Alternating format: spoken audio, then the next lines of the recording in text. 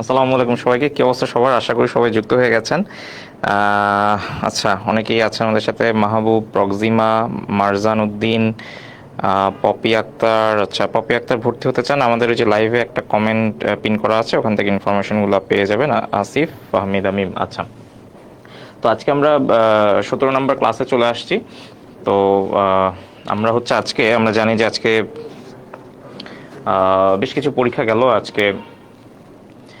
আয়কর, ইনকাম ট্যাক্সের যে গোয়েন্দার যে একটা বিভাগ আছে সেটার একটা পরীক্ষা গেছে, পেট্রো বাংলার পরীক্ষা গেছে।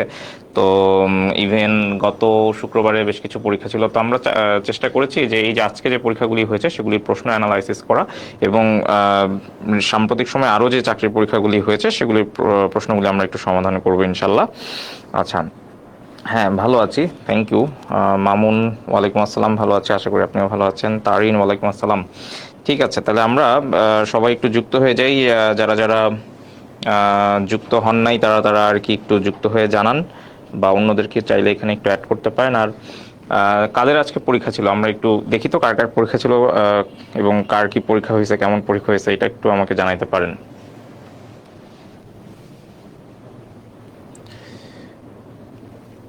দেখুন আরেকটু আসবে।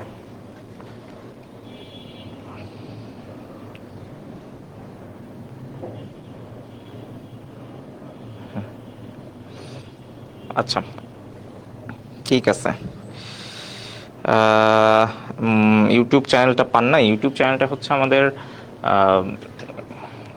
মোত্তাসিন পাহলভি স্যারের যে ইউটিউব চ্যানেল আছে, মোত্তাসিন পাহলভি বুয়েটিয়ান, ওই চ্যানেলেই আপনি হচ্ছে ক্লাসগুলো পাবেন, রেগুলার ক্লাসগুলো পাবেন। ঠিক আছে, ঠিক আছে, ওকে।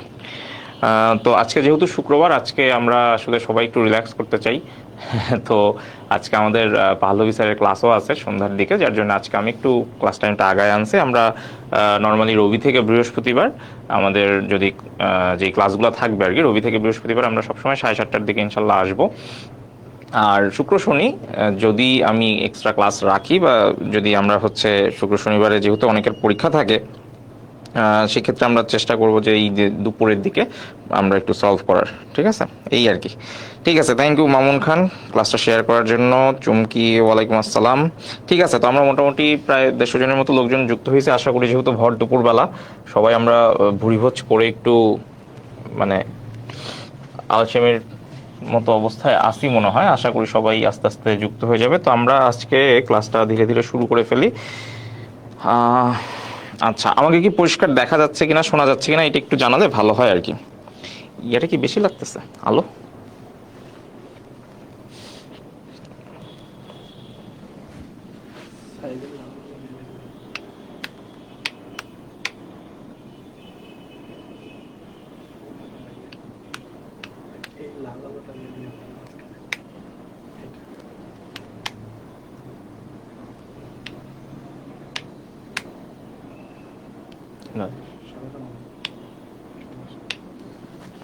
ওকে,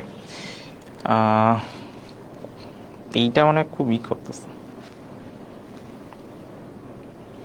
হ্যাঁ, ওয়ালাইকুম আসসালাম জুয়েল, থ্যাংক ইউ। ক্লিয়ার বলছে সবাই। ডাক বিভাগের পরীক্ষাও ছিল আজকে, হ্যাঁ।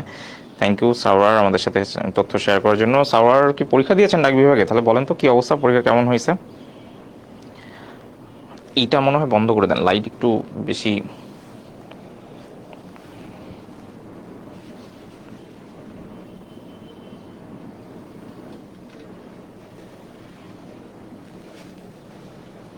এখন ঠিক আছে।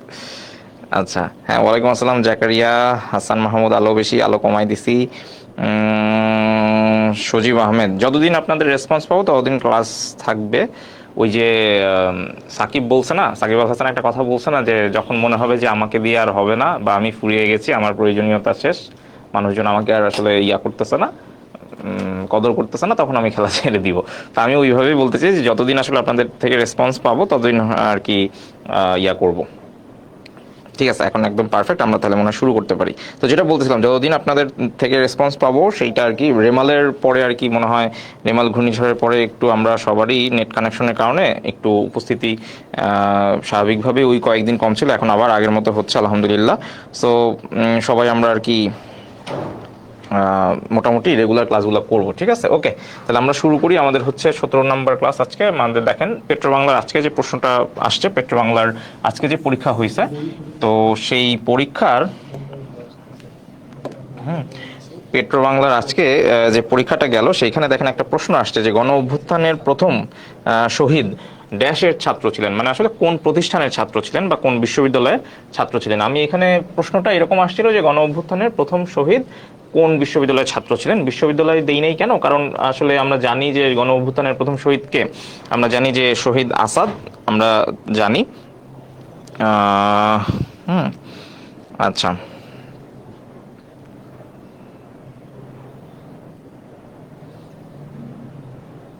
ওকে।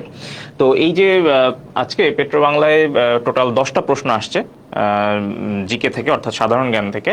তো আজকে টেকনিক্যাল পদের পরীক্ষা ছিল।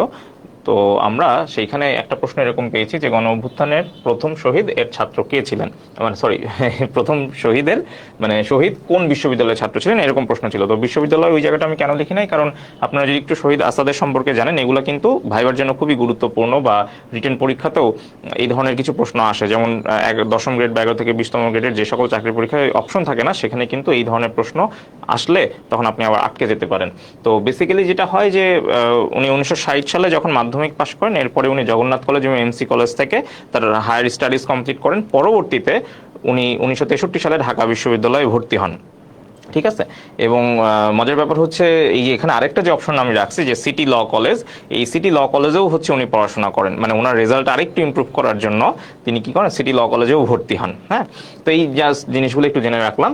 আর ঢাকা বিশ্ববিদ্যালয় যেহেতু বলছে যে ও গণ অভ্যুত্থানের সময়, তো ডেফিনেটলি তাহলে আমার অ্যান্সার কি হবে, যেহেতু গণ অভ্যুত্থানের কথা বলছে, এই গণ অভ্যুত্থান হয় আমরা জানি হচ্ছে কবে, 1969-এর যে গণ অভ্যুত্থান। তো এই সময় তিনি ছিলেন হচ্ছে ঢাকা বিশ্ববিদ্যালয় ইতিহাস বিভাগে তিনি এমএ করছিলেন এবং এম এর শেষ বর্ষের ছাত্র ছিলেন। তো আনফর্চুনেটলি তার সাথে যে ট্র্যাজিক ইনসিডেন্টটা হয়, যার জন্য উনি আর স্বাভাবিকভাবে সেটা কমপ্লিট করতে পারেন নাই। হ্যাঁ, তো আমরা এটা তাহলে মনে রাখবো। সো এই ইনফরমেশনগুলো কিন্তু আপনাকে অন্য যে কারো থেকে আগায় রাখবে।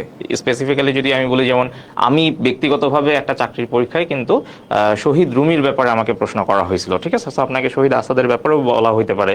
এবং আমি এখানে আরেকটা প্রশ্ন আপনাকে বলে দিই, এই যে গণ অভ্যুত্থানের এই দিন শহীদ আসাদকে নিয়ে তো আমরা বেশি কথা বলি, বাট আরও দুইজন বীরপুরুষ ছিলেন যারা এই গণ অভ্যুত্থানে কি করছেন, তারাও কিন্তু প্রাণ দিয়েছেন। তা আমি আপনাদেরকে বলবো, এটা আপনাদের হোমওয়ার্ক আমি দিয়ে রাখলাম, যে বা আপনারা একটু স্টাডি করবেন, আপনারা একটু ঘাটাঘাটি করবেন যে বাকি দুইজন কারা, ঠিক আছে?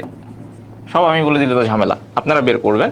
তো এই জিনিসগুলো, যেমন আমি বললাম যে শহীদ, আমি আমার এক্সপিরিয়েন্স শেয়ার করলাম শহীদ রুমির ব্যাপারে, যেমন আমাকে অনেক ডিটেলস জিজ্ঞেস করছে, আপনাকে জিজ্ঞেস করতেই পারে। তাহলে আপনি বলবেন যে জগন্নাথ কলেজ এবং এমসি কলেজ থেকে হায়ার স্টাডিজ কমপ্লিট করে উনি পরবর্তীতে আবার ঢাকা বিশ্ববিদ্যালয়ে স্নাতকে ভর্তি হন, এবং গণ অভ্যুত্থানের সময় তিনি হচ্ছেন ইতিহাসের ছাত্র ছিলেন শেষ বর্ষের, এবং তিনি তার রেজাল্ট ইমপ্রুভ করার জন্য পরবর্তীতে সিটি ল কলেজেও ভর্তি হন, ঠিক আছে?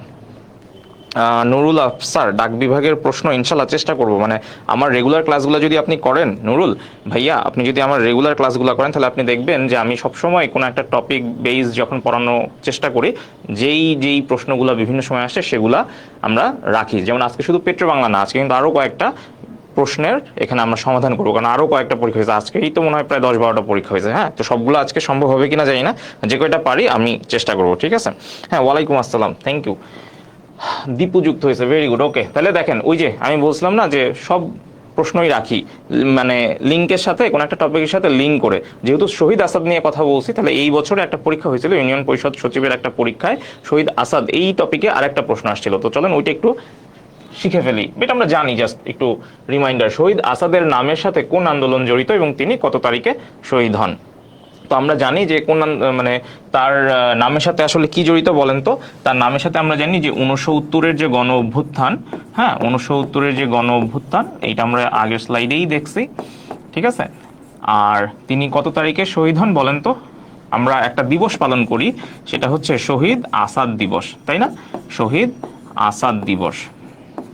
তো এই শহীদ আসাদ দিবস আমরা কবে পালন করি বলেন তো? আমরা পালন করি কি 10 জানুয়ারি, তাই না? 20 জানুয়ারি, ভেরি গুড। আমরা সবাই জানি এটা 20 জানুয়ারি, ঠিক আছে? এখান থেকে আপনাকে ওই যে যেটা বললাম যে নতুন কিছু প্রশ্ন আসতে পারে, কখন আসে নাই বলে যে আসবে না তাও না, কিংবা আপনাকে ভাইভাতেও এই ধরনের জিনিসগুলো জিজ্ঞেস করতে পারে যে উনি স্বাধীনতা পদক কবে পান। হ্যাঁ, আমাদের যে শহীদ আসাদ, তিনি স্বাধীনতা পদক কবে পান? স্বাধীনতা পদক পান হচ্ছে 2018 সালে। ঠিক আছে, স্বাধীনতা পদক পান হচ্ছে 2018 সালে। হ্যাঁ, Zara, Raju, Asif, Imon Saha, very good, thank you. Rahela Bipa, আচ্ছা ওই যে যেমনটা বলতেছিলাম, ডাক বিভাগের প্রশ্ন আমি কিন্তু বিগত বিভিন্ন সময়ে সলভ করাইছি। আজকে আমি চেষ্টা করব, যদি সময় থাকে আমি করে দিব, এগুলো নিয়ে টেনশন করার কিছু নেই। যদি আজকে না হয় কালকে হবে, প্রতিদিনই তো আসি। ঠিক আছে, আচ্ছা।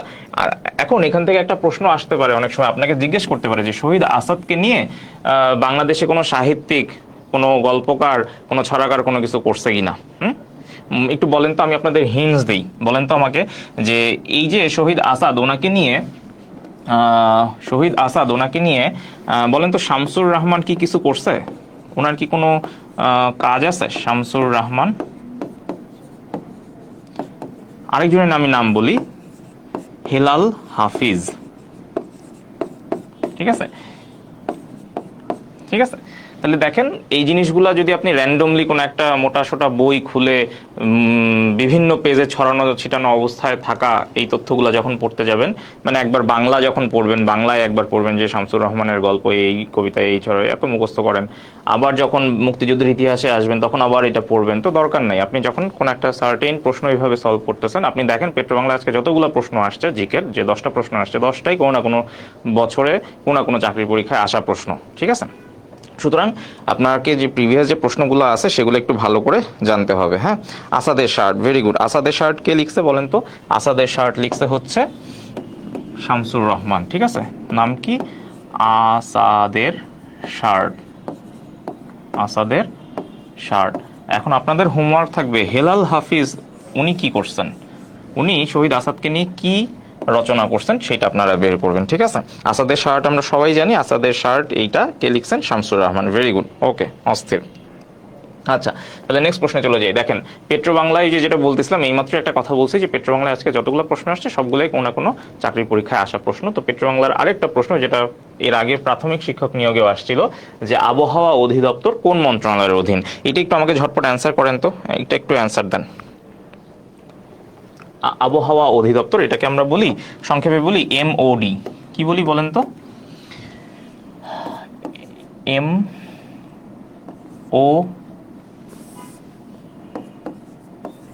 MOD, আবহাওয়া অধিদপ্তর। ঠিক আছে, আবহাওয়া অধিদপ্তরটা আসলে বাংলাদেশে অফিসিয়ালি তাদের কার্যক্রম শুরু করে 1967 সালের দিকে। সাল মনে রাখার দরকার নেই, জাস্ট বললাম। এবং তখন আবহাওয়া সার্ভিস নাম ছিল। তো যখন আবহাওয়া সার্ভিস নামকরণ করা হয়, এরপরে আবহাওয়া সার্ভিসের পরে এটা নাম হয়ে যায় বাংলাদেশ আবহাওয়া সার্ভিস, তারপরে মনে হয় বাংলাদেশ আবহাওয়া অধিদপ্তর। হ্যাঁ, এরকম কিছু একটা। আচ্ছা, very good. Kamrun Nahar answer করছেন, কোনোটি নয়। শান্ত বলছে ডাক ও টেলিযোগাযোগ, দীপু বলছে ডাক ও টেলিযোগাযোগ, শিমু বলছে প্রতিরক্ষা, মামুন বলছে বিজ্ঞান প্রযুক্তি, প্রধানমন্ত্রীর কার্যালয় এখনো কেউ বলে নাই। অপেক্ষা করতেছি প্রধানমন্ত্রীর কার্যালয় কেউ বলে কিনা। না, কেউ বলতেছে না। ওকে, এটার অ্যান্সার হচ্ছে কোনোটি নয়। ঠিক আছে, এটার অ্যান্সার কি? কোনোটি নয়। তাহলে কোনটি বলেন তো? দেখেন, প্রতিরক্ষা মন্ত্রণালয়ের আমরা একটা যদি দেখি, মানে আবহাওয়া অধিদপ্তরের যদি, আচ্ছা, এটা আমার মনে হয় যে আপনারা একটু যেহেতু পুরা সাদা হওয়ার কারণে আসলে একটু কম বোঝা যাচ্ছে, এটা নিয়ে মন খারাপ করার কিছু নেই। আমরা যেহেতু প্রশ্নটা বুঝতে পারছি যে আমাদের প্রশ্নটা কি ছিল, আমাদের প্রশ্নটা ছিলই হচ্ছে যে আবহাওয়া অধিদপ্তর সম্পর্কিত। তো আবহাওয়া অধিদপ্তরের ওয়েবসাইটে গেলে দেখবেন আপনি এখানে লেখা আছে প্রতিরক্ষা মন্ত্রণালয়। ঠিক আছে, কি লেখা আছে? প্রতিরক্ষা মন্ত্রণালয়। হ্যাঁ, এটা অনেকেই অ্যান্সার করতে পারছেন। ঠিক আছে, আচ্ছা। এবং আপনাকে যদি বলে যে মাননীয় প্রতিরক্ষা মন্ত্রীকে, দেখেন প্রত্যেকটা মন্ত্রণালয় বলেন বা দপ্তর বলেন, এবং সেই দপ্তর যে মন্ত্রণালয়ের অধীন, ওয়েবসাইটে গেলেই এখানে কি মন্ত্রীর চেহারা থাকে। তো এখানে আমাদের মাননীয় প্রধানমন্ত্রী শেখ হাসিনার ছবি আছে, এর মানে কি উনি আসলে প্রতিরক্ষা মন্ত্রণালয়ের দায়িত্বপ্রাপ্ত মন্ত্রী। ঠিক আছে, এই জন্যেই এখানে তার ছবি আছে। ওকে, ঠিক আছে। হ্যাঁ, thank you Imran, thank you. Okay, Imran কেন থ্যাংক ইউ দিছে সেটাও আমি জানি না। Thank you Mamun. আচ্ছা, অস্থির ক্লাস। আচ্ছা, নেক্সট প্রশ্নে চলে যাই, চলেন। সাধারণ যাত্রীদের জন্য মেট্রো রেল চালু হয় কবে? এইটা কোথায় আসছে দেখেন, বাংলাদেশ স্থল বন্দর কর্তৃপক্ষে। হ্যাঁ, পেট্রো বাংলার প্রশ্ন আরও আছে সামনে, মন খারাপ করার কিছু নেই, আমরা সবই সলভ করে ফেলবো। সাধারণ যাত্রীদের জন্য মেট্রো রেল চালু হয় কবে? দেখেন এখানে যে তারিখগুলো দেওয়া আছে, প্রথমে যে তারিখটা আছে, প্রথম তারিখটাই মনে হয় অ্যান্সার, তাই না? কারণ আমরা মোটামুটি সবাই জানি মেট্রো রেল কবে উদ্বোধন করা হয়, 28 ডিসেম্বর 2022। হ্যাঁ, এটা আমরা জানি, তাই না? এই যে মেট্রো রেল, এই যে মেট্রো রেল, এটা কবে উদ্বোধন করা হয় বলেন তো? কবে উদ্বোধন করা হয়? মেট্রো রেল কবে উদ্বোধন করা হয়? 28 ডিসেম্বর 2022, তাই না? আচ্ছা, আরে হায় হায়, অস্থির। হাসান শিকদার, রাজু, দীপু, মাহবুব, ফাহমিদা, ইমন, নুরুল, জারা, অস্থির। শুধুমাত্র একজনই একটু ভুল করছে, সে মনে হয় রিয়া ঘোষ, সে বলছে প্রথমটা। প্রতিরক্ষা মন্ত্রণালয়ে চাকরি করার খুব ইচ্ছা, কামরুন নাহার শারমিন। আচ্ছা, ইচ্ছা থাকলেই উপায় হয়, তাই না? সো আপনি যেহেতু ইচ্ছা করছেন, উপায়ও বের হয়ে যাবে, আর আপনি তো রেগুলার ক্লাস করেন, সো আলহামদুলিল্লাহ, ইনশাল্লাহ হয়ে যাবে। আচ্ছা, আরেকজন ভুল করছে, অর্ণাপাল। না, 28 ডিসেম্বরে হচ্ছে প্রধানমন্ত্রী শেখ হাসিনা তিনি উদ্বোধন করেন, বাট জনসাধারণের জন্য কিন্তু ওই দিন উদ্বোধন হয় না, জনসাধারণের জন্য উন্মুক্ত হয়েছে ঠিক তার পরের দিন থেকে। তাহলে অ্যান্সার কি হবে?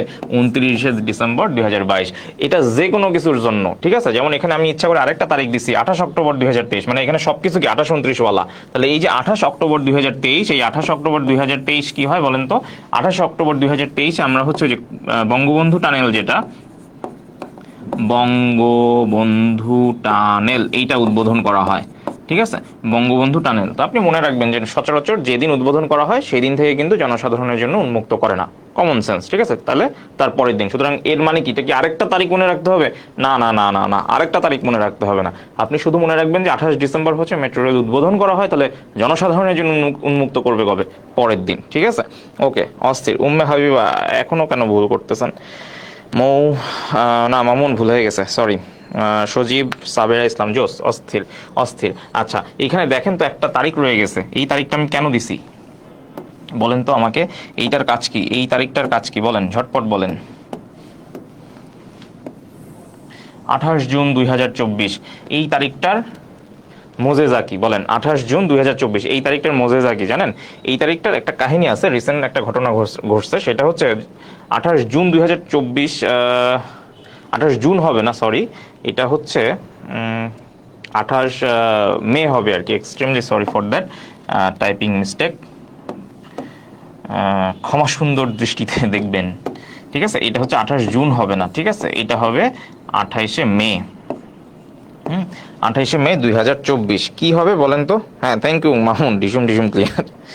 আচ্ছা, 28 মে 2024 যেটা হয় যে বাংলাদেশের অর্থায়নে জাপানে একটা শান্তি স্তম্ভ উদ্বোধন করা হয়, ঠিক আছে? কি বললাম আমরা গত ক্লাসে, মানে ঠিক গতকালকেই পড়ছিলাম যে জাপানের নাগাসাকি নামে একটা জায়গা আছে, যেখানে একটা বোম ফেলা হয় দ্বিতীয় বিশ্বযুদ্ধের সময়, মনে আছে? আমি গত ক্লাসে বলছিলাম যে এইভাবে আপনাদেরকে মনে রাখতে বলছিলাম যে নাগাসাকি। হ্যাঁ, এই যে নাগাসাকি, আপনাকে বলছি যে নাগার এই যে দন্তের ন থেকে আপনি মনে রাখবেন 9 আগস্ট, ঠিক আছে? 9 আগস্ট 1945। এবং আমি আপনাকে বলছিলাম এই যে এই যে 9, এখান থেকে আমি আরো একটা কথা বলছিলাম যে দন্তের ন, আবার আসবে দন্তের ন। কিভাবে দন্তের ন আসবে? হচ্ছে বোমার নাম এর কারণে, ঠিক আছে? অর্থাৎ আপনি একটু যদি কানেকশনগুলো দেখেন, এই যে এখানে দন্তের ন আছে, এই দন্তের ন মানে কি? নাগাসাকি, ঠিক আছে? এখানে 9 আছে মানে কি? 9 আগস্ট, এবং দন্তের ন আছে এখানে কি? ফ্যাটম্যান। অর্থাৎ এই যে নাগাসাকিতে যে 9 আগস্ট 1945 সালে দ্বিতীয় বিশ্বযুদ্ধের সময় ফ্যাটম্যান নামক যে বোমাটা ফেলা হয়, হ্যাঁ, ফ্যাটম্যান নামক যে বোমাটা ফেলা হয়, তো সেই যে নাগাসাকিতে ওখানে একটা স্কোয়ার আছে, বা ওখানে একটা স্তম্ভ ভাস্কর্যের মতো আছে, যেটাকে আমরা বলি নাগাসাকি পিচ পার্ক, ঠিক আছে? পিচ পার্ক মানে শান্তি পার্ক, এরকম। তো সেইখানেই বাংলাদেশ সম্পূর্ণ নিজস্ব অর্থায়নে একটা শান্তি স্তম্ভ তৈরি করে, এবং সেটা উদ্বোধন করা হয় কবে? 28 মে 2024। চলেন আমরা একটা ছবি দেখি, তাহলে জিনিসটা আরো ক্লিয়ার হবে। এই যে পিছনে যে জিনিসটা দেখতেছেন, যে স্তম্ভটা দেখতেছেন, এটাই আসলে কি? এটার নামই হচ্ছে শান্তি স্তম্ভ, ঠিক আছে? এবং এটা কোথায় অবস্থিত? নাগাসাকিতে অবস্থিত। ওকে, ঠিক আছে, মনে রাখবো। মনে রাখতে পারবো? কত তারিখের ঘটনা এটা বলেন তো? 28শে মে। ঠিক আছে, কত তারিখের ঘটনা? 28শে মে। এখানে আর তারিখটা আমি একটু লিখে দিই, একদম সাইডেই লিখতেছি যেহেতু আর জায়গা ছবিটা বড় করতে গিয়ে আর জায়গা পাই নাই। 28শে মে 2024। তারিখ মনে রাখতে পারলে ভালো, না পারলেও কোনো ক্ষতি নেই, অ্যাটলিস্ট মনে রাখেন যে কোন দেশে বাংলাদেশ নিজস্ব অর্থায়নে শান্তিস্তম্ভ উদ্বোধন করছে? জাপান। ঠিক আছে, ওকে। নেক্সট প্রশ্নে যাই। দেখেন, আয়কর গোয়েন্দা ও তদন্ত ইউনিট, এটার কথাই বুঝলাম, এইটারও কিন্তু আজকে পরীক্ষা হয়েছে এবং এটা যারা ওই যে আমরা আছি যে 11 থেকে 20তম গ্রেডের যারা চাকরি প্রত্যাশী তাদের জন্য কিন্তু এইখানে আজকে একটা সার্কুলার ছিল এবং এখানে আজকে পরীক্ষা হয়। চলেন প্রশ্নটা সলভ করে আসি। বাংলাদেশে মূল্য সংযোজন কর, ভ্যালু অ্যাডেড ট্যাক্স, যেটাকে আমরা বলি ভিএটি, মানে কি? ভ্যাট, কত সালে চালু করা হয়? এটা খুবই কমন প্রশ্ন। এটা আমার মনে হয় কিছু প্রশ্ন থাকে না যে বীর বিক্রম কতজন, বীর উত্তম কতজন, বীর প্রতীক কতজন, বীর শ্রেষ্ঠ কতজন, বয়স্ক পেনশন ভাতা চালু হয় কবে, তারপরে মূল্য সংযোজন কর কবে চালু হয়, এরকম কিছু কমন প্রশ্ন আছে না যেগুলো আমরা সারা জীবনে কোনোদিন ভুলবো না? ঠিক তেমনি এটা ওইরকমই একটা প্রশ্ন যেটার এখানে আসলে অপশনও আসে নাই, কারণ আজকের এই যে পরীক্ষাটা এখানে কোনো অপশন ছিল না। যেমনটা আমি বলছিলাম যে অপশন ছাড়া যে 10টা 15টা জিকের প্রশ্ন আসে বিভিন্ন চাকরি পরীক্ষায়, তখন কিন্তু আপনাকে একটু ভালো একটা প্রিপারেশন নিয়ে যেতে হয়। সুতরাং এই ধরনের কমন প্রশ্নগুলো একটু বেশি করে পড়বেন যে ভ্যাট সংযোজন মানে মূল্য সংযোজন কর বা ভ্যাট কত সালে চালু হয়? 1991। আয় হায়, অস্থির। কামরুন নাহার বলছে স্তম্ভ করলেই কি বাংলাদেশে শান্তি আসবে? এটা আসলে দ্বিতীয় বিশ্বযুদ্ধে যেহেতু নাগাসাকিতে বোমা ফেলা হয়েছে, তো ওইখানে আসলে শান্তি প্রতিষ্ঠার উদ্দেশ্যে এবং পারমাণবিক বোমা বা এই ধরনের জিনিসপত্র থেকে যেন আসলে সবাই আমরা দূরে থাকি, এটার একটা প্রতীক হিসেবে, সিম্বল হিসেবে, এবং জাপানের সাথে আমাদের আরও যে বিভিন্ন কূটনৈতিক সম্পর্ক আছে সেটা আরও জোরদার করার জন্য বাংলাদেশ নিজস্ব অর্থায়নে এই স্তম্ভটা করছে। এর আরও কূটনীতি আছে, ডিপ্লোমেসি আছে, এটা আই হোপ আপনি বুঝতে পারেন কেন, তাই না? ওকে, অনেকে অ্যান্সার করছে। প্রক্সিমা পহেলা বেলাল, আচ্ছা আই হোপ আমি ঠিক উচ্চারণ করছি, নাকি বিল্লাল। রিয়া ঘোষ, রাজু, নুরুল, শিমু, আচ্ছা অনেকে অ্যান্সার। ও জোস, অস্থির। হায় হায় সবাই। হ্যাঁ, আদাব স্বর্ণা ভট্টাচার্য, আদাব আদাব। 1 জুলাই সবুজ হোসেন আমাদেরকে একটা এক্সট্রা ইনফরমেশন দিছে। 1 জুলাই 1991। আমরা জানি যে আমাদের অর্থ বছর শুরুই হয় হচ্ছে এই যে জুলাই থেকে জুন, তাই না? জুলাই থেকে জুন, সো এটা বোঝা যায় যে আসলে 1 জুলাই।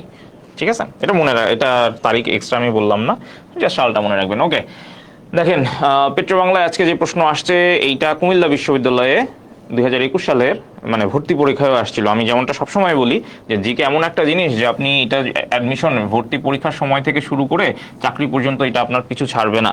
হ্যাঁ, এই জন্যই বলি যে এখানে যারা চাকরি প্রত্যাশী আছেন, যে 300-400 জন লোক এখন দেখতেছেন, আপনারা যেটা করবেন আর কি, যে এই আরো 200 লোক এখানে মানে ডাবল করে ফেলবেন, আপনাদের গোষ্ঠীতে যারা আছে অ্যাডমিশন ক্যান্ডিডেট তাদেরকে নিয়ে আসবেন, কারণ রিপিট হয় প্রশ্ন। ঠিক আছে, দেখেন, বাংলাতে প্রথম মুদ্রা প্রচলন হয় কবে? এখানে বলা আছে।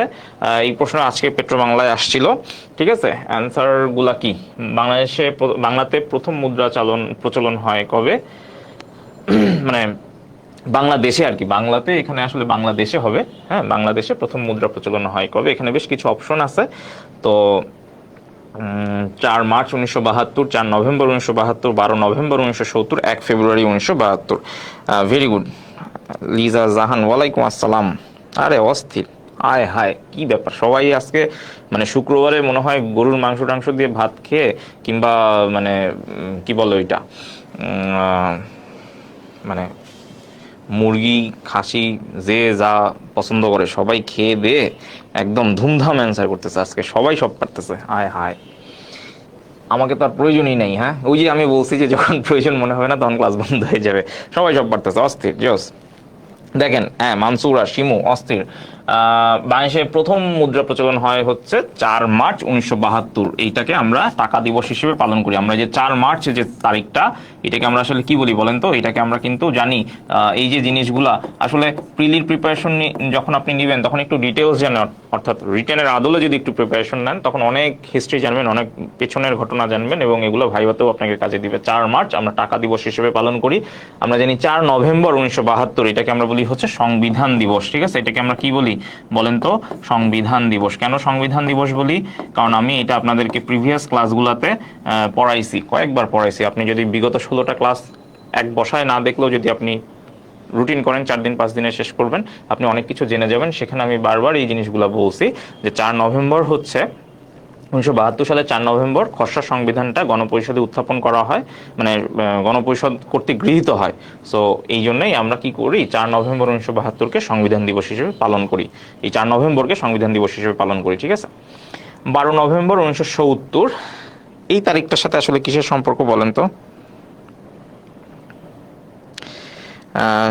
শামীমা আক্তার বলছেন যে স্যার আমার অ্যান্সার করেন না, আপনি কি জানতে চাইছেন, কিছু জানতে চাইছেন?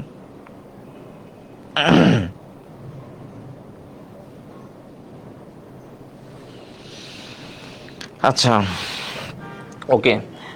12 নভেম্বর 1970, হ্যাঁ 12 নভেম্বর 1970, এটা হচ্ছে যে ওই যে বাংলাদেশে এক 1970 সালের 12 নভেম্বর আমরা জানি যে মনপুরা 70 নামে একটা চিত্রশিল্প আছে শিল্পাচার্য জয়নুল আবেদিনের। তো তিনি এই তারিখে আমাদের দেশে যে দুর্ভিক্ষ হয় সেই দুর্ভিক্ষের ওপরে আসলে একটা ইয়া করেন, চিত্রশিল্প তৈরি করেন। তো এটা হচ্ছে সেই তারিখটা, ঠিক আছে। আসলে শিল্পাচার্য জয়নুল আবেদিন যে মনপুরা 70 যে ছবিটা আঁকেন সেটা আসলে এই 12 নভেম্বর 1970 মনপুরা দ্বীপে আসলে যে এই ন্যাচারাল ডিজাস্টার, প্রাকৃতিক দুর্যোগ সংঘটিত হয় সেইটার উপরেই তিনি হচ্ছে ছবিটা আঁকেন। তো এই 12 নভেম্বর 1970-এ মনপুরা দ্বীপে একটা দুর্যোগ হয়, ঠিক আছে। মনপুরা দ্বীপ, আমি নামটা লিখে দিই, মনপুরা দ্বীপ, দ্বীপে প্রাকৃতিক দুর্যোগ।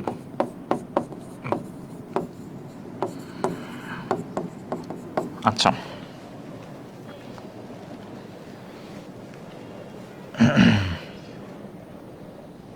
অ্যাডমিশন বিস্তারিত মানে কি? বিশ্ববিদ্যালয় অ্যাডমিশন আমরা গ্র্যাজুয়ালি দেখব যে বিশ্ববিদ্যালয় অ্যাডমিশনের জন্য ডেডিকেটেড ক্লাস নেওয়া যায় কিনা। সেগুলো আসলে চাকরি প্রার্থীদের জন্য আসলে গুরুত্বপূর্ণ, ঠিক আছে। আচ্ছা, আর বিগত সালের জন্য আপনি যেটা করতে পারেন, একটু এটা আপনার ব্যক্তিগত কারণ আপনি বাজারে গিয়ে যে বইটার প্রেজেন্টেশন আপনার কাছে ভালো লাগে সেই বইটা আপনি নেবেন। এক একজনের তো টেস্ট এক এক রকম, সো ওইভাবে আমি কিছু বলতে পারতেছি না, এটা আপনার উপর ডিপেন্ড করে, আপনি ডিসাইড করবেন কোন বইটা আপনার জন্য কনভেনিয়েন্ট লাগে।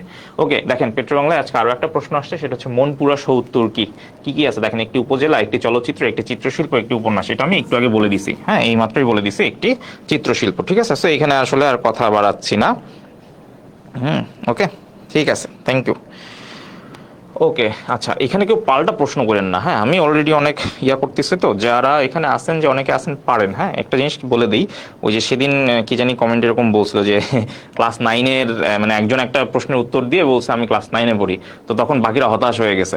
তো এই কাজ করা যাবে না, ঠিক আছে। কেউ কারো হতাশও হওয়া যাবে না, আবার কেউ পাল্টা আবার কমেন্টে প্রশ্ন করেন না। আবার অনেকে দেখি একজন কমেন্ট করছে আরেকজন আবার ওইটার উত্তর দিতেছেন, এগুলি করেন না, হ্যাঁ কারণ অনেক সময় তো আমরা এমনিতেই সারাদিনে নষ্ট করি ফেসবুকে।